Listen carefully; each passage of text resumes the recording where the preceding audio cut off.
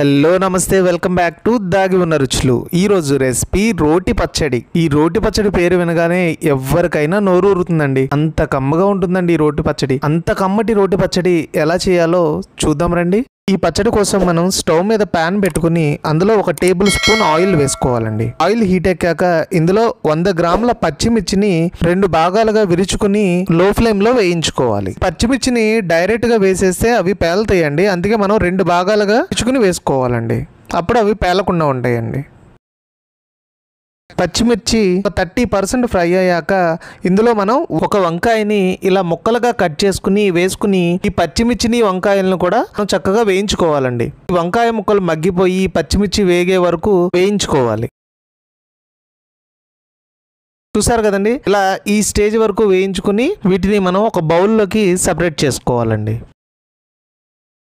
ఇప్పుడు ఇదే ప్యాన్ లో 1 టేబుల్ స్పూన్ ఆయిల్ వేసుకుని ఇందులో మనం ఒక 2 పెద్ద టమోటాలను ఇలా పెద్ద పెద్ద ముక్కలుగా కట్ చేసి వేసుకుని ఈ టమోటాలు మగ్గే వరకు చక్కగా మగ్గబెట్టుకోవాలండి। చూస్తున్నారు కదండి, టమోటాలు పూర్తిగా మగ్గాక ఇలా వస్తాయండి। ఇలా వచ్చే వరకు మగ్గబెట్టుకుని స్టవ్ ఆఫ్ చేసేసి వీటిని చల్లారనివ్వండి। ఈ పచ్చడిని చేయడానికి మనం రోట్లో ముందుగా వేయించుకున్న పచ్చిమిర్చి వంకాయ ముక్కలను వేసుకుని 50% నలిగే వరకు ఇలా దంచుకోవాలండి।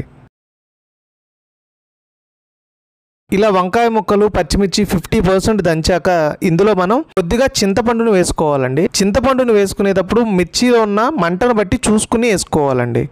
ఈ చింతపండు కూడా నలిగాక ఇందులో రుచికి సరిపడా సాల్ట్ను వేసుకోవాలండి।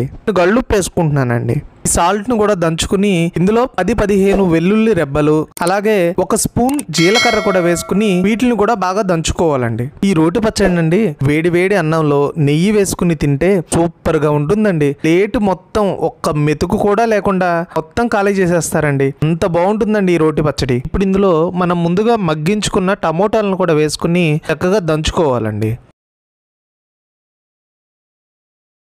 చూసారు కదండి, ఇలా మొత్తం చక్కగా దంచుకున్న తర్వాత దీన్ని మొత్తాన్ని ఇప్పుడు మనం ఒక గిన్నెలోకి సపరేట్ చేసుకోవాలండి। నెక్స్ట్ ఈ పచ్చడి తాలింపు కోసం స్టవ్ మీద పాన్ పెట్టుకుని పాన్ హీట్ ఎక్కాక ఆయిల్ వేసుకుని ఇందులో ఒక ఎండుమిర్చిని 2 ముక్కలుగా కట్ చేసుకుని వేసుకోవాలండి। ఈ ఎండుమిర్చి లైట్గా ఫ్రై అయ్యాక ఇందులో 1/2 స్పూన్ పచ్చిశనగపప్పు, 1/2 స్పూన్ మినపపప్పు, 1/2 స్పూన్ జీలకర్ర, 1/2 స్పూన్ ఆవాలు వేసుకుని ఈ తాలింపు దినుసుల మొత్తాన్ని దోరగా వేయించుకోవాలండి। ఈ తాలింపు దోరగా వేగాక ఇందులో 2 రెబ్బల కరివేపాకు, కొద్దిగా కొత్తిమీర అలాగే ఒక చిటికెడు పసుపు కూడా వేసుకుని ఒకసారి తాలింపు మొత్తాన్ని కలుపుకుని స్టవ్ ఆఫ్ చేసి మనం రోట్లో దంచుకున్న ఈ పచ్చడిని తీసుకొచ్చి ఈ తాలింపులో వేసి కలుపుకోవాలండి। అంతేనండి, మన రోటి పచ్చడి రెడీ అయిపోయిందండి। సో వేడి వేడి అన్నంలో ఈ రోటి పచ్చడి వేసుకుని తింటే అద్భుతంగా ఉంటుందండి। సరే కదండి, రోటి పచ్చడిని ఏ విధంగా ప్రిపేర్ చేసుకోవచ్చో మీరు కూడా ఈ విధంగా ట్రై చేసి మీకు ఎలా వచ్చిందో నాకు కామెంట్ రూపంలో తెలియచేయండి। ఈ వీడియో నచ్చితే లైక్ చేసి మీ ఫ్రెండ్స్ అండ్ ఫ్యామిలీ మెంబర్స్కు షేర్ చేయండి। అలాగే మరిన్ని రెసిపీస్ కోసం మన ఛానల్ను సబ్స్క్రైబ్ చేయడం మర్చిపోకండి।